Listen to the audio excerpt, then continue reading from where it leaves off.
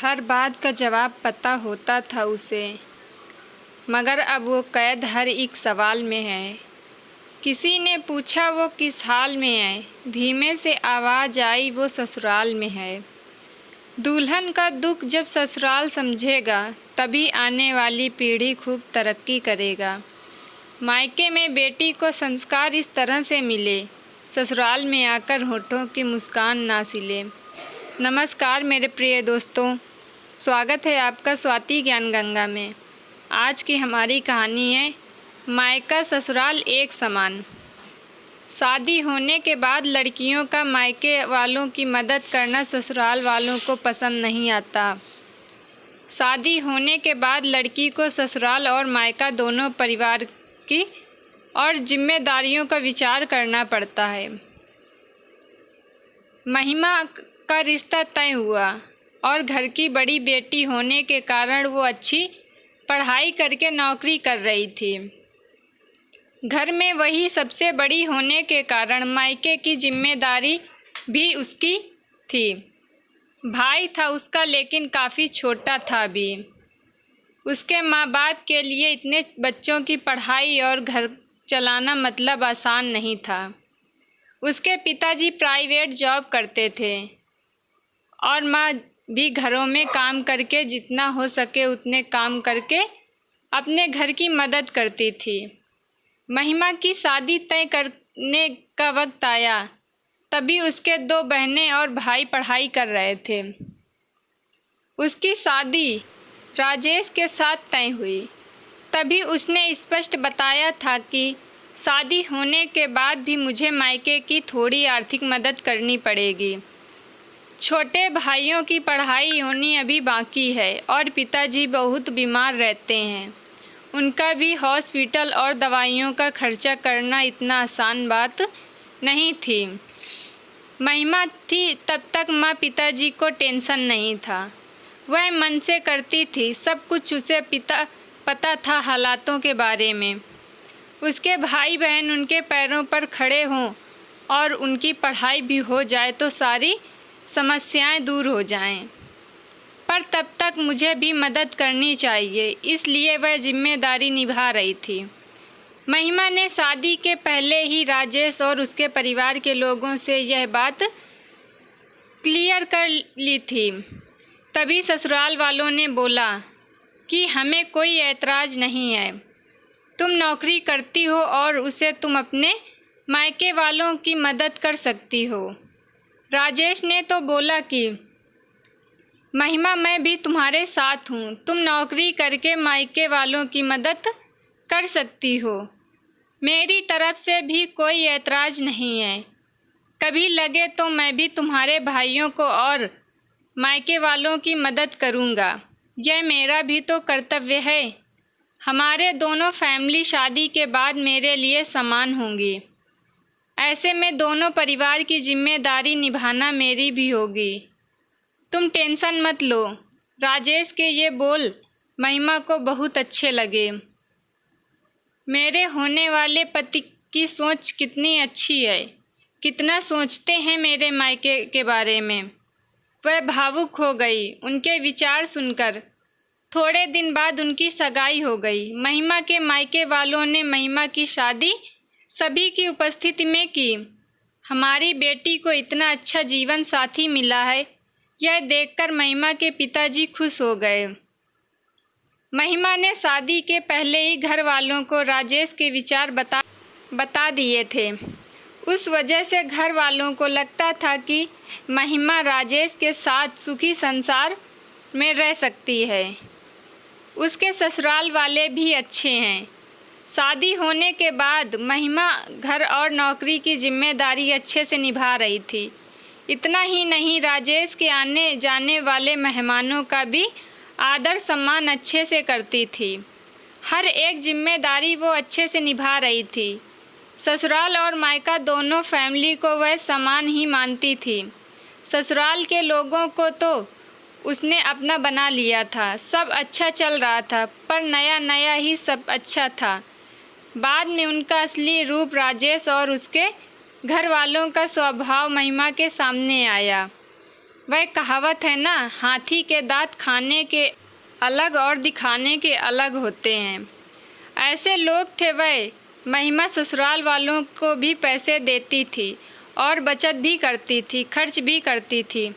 उसे भी समझ आता था कि वह अपना ही घर है। उसे सभी बातों की और जिम्मेदारियों का भी एहसास था, इसीलिए खुद पर पैसे खर्च नहीं करती थी। ससुराल और खुद का सब करके वह थोड़ी मदद अपने भाइयों के लिए करती थी। उनकी पढ़ाई चालू थी। पढ़ाई मतलब थोड़े पैसे तो चाहिए ही थे, पर यह राजेश को भी पसंद नहीं था और उसके मायके वालों को महिमा मदद करती थी, इसलिए राजेश चिल्लाता था। ये वही आदमी था जिसने खुद ने शादी के पहले बोला था कि वक्त आने पर मैं भी मदद करूँगा। उसकी मदद की अपेक्षा महिमा को नहीं थी। उसने उसको कभी वैसा बोला ही नहीं, पैसे भी मांगे नहीं। उल्टा उसके ससुराल वाले बोलते थे। तभी महिमा की माँ बोली, महिमा, तुम्हारी भी गृहस्थी है, तुम्हारे पास से पैसे मांगने के लिए अच्छा नहीं लगता, पर परिस्थिति ही वैसी आ गई थी। उसकी माँ को बहुत बुरा लगता था। उसकी 2 नंबर की बहनें पार्ट टाइम जॉब करने की शुरुआत थी, इसलिए अब उसका अपने मायके वालों को पैसे देना सास को भी पसंद नहीं था। वह तो सभी को बताती थी कि महिमा जॉब करती है, सभी पैसे मायके में देती है। ऐसी आधा सच बातें महिमा को अच्छा नहीं लगता था, पर करे भी तो क्या करे। उसे भी पता था कि अपने मायके की परिस्थिति ठीक नहीं है। थोड़ी बहुत मदद की तो क्या हुआ, मुझे कहाँ ज़िंदगी भर मदद करनी है भला। आज न कल भाई की पढ़ाई पूरी होकर तो वो अच्छी नौकरी करेगा ही, माँ बाप की जिम्मेदारी अच्छे से निभाएगा और बहनें तो अपने ससुराल चली जाएंगी। ऐसा महिमा उसके मन को समझा रही थी। वो किसी भी प्रकार की निगेटिव बातों का भी विचार न करते हुए सिर्फ दोनों फैमिली का भला चाहती थी। इतना ही नहीं, महिमा राजेश के माता पिता का हॉस्पिटल और मेडिसिन का खर्चा उठाती थी। राजेश तो कभी पूछता भी नहीं था, सब महिमा ही देखती थी। उसे हमेशा उसकी सास बोलती थी, किया तो क्या हुआ, वह उसका कर्तव्य है, पर ऐसे नहीं बोलती थी कि मायके की मदद करना भी एक कर्तव्य है। यह मात्र भूल गई थी। दोनों साइड का विचार वह करती नहीं थी। कई दिनों बाद महिमा के पिताजी उनको छोड़कर चले गए, तब वह भी हारी नहीं, सब मैनेज कर रही थी। महिमा अपने मायके वालों की मदद तभी भी करती है। यह सब पता चला तब राजेश ने उसे बहुत डांटा। सास ससुर ने भी बहुत डांट लगाई, तभी महिमा शांत न रह पाई। वह भी पढ़ी हुई और नौकरी करने वाली लड़की थी। राजेश से ज़्यादा कमाने वाली, दोनों परिवार की आर्थिक समस्या वह संभालती थी। उस दिन उसे भी उनके बोलने पर गुस्सा आया। महिमा बोली, अगर लड़की ने ससुराल की मदद की तो चलेगा और मायके की मदद की तो क्यों नहीं चलता? ऐसा क्यों माँ जी? मेरे मायके वाले हमें मदद मत करो ऐसा बोलते हैं, क्योंकि वह मेरी गृहस्थी का विचार करते हैं। मैं मदद करती हूँ मेरी फैमिली के लिए और मेरे भाइयों के लिए। मेरी जिम्मेदारी है और मैं उसे निभा रही हूँ। इसमें क्या गलत कर रही हूँ भला? जिस माता पिता ने मुझे इतना कष्ट करके पढ़ाया बड़ा किया, आज मैं उनकी वजह से ही इतनी बड़ी पोस्ट पर हूँ, अच्छा खासा कमा रही हूँ। तो मायके में ज़रूरत होने पर थोड़े दिन मैंने आर्थिक मदद की तो क्या हुआ? और हाँ, मैं आपका भी सब करती हूँ, हमारी गृहस्थी और भविष्य का विचार करके बचत भी जमा कर रही हूँ। यह सब बातें महिमा की सास सुनकर उसके ससुराल वाले उसे कुछ भी न बोल पाए। कुछ दिनों बाद में महिमा की सास बहुत बीमार हुई। उनकी बेटी उनको पैसे चाहिए थे तो खुद ने आधे पैसे भरने के लिए तैयार हुई। तब महिमा बोली, दीदी हम दोनों हैं ना, राजेश और मैं देखते हैं पैसों का क्या चिंता मत करिए आप। नहीं भाभी, मेरा भी कर्तव्य है, माँ है वह मेरी।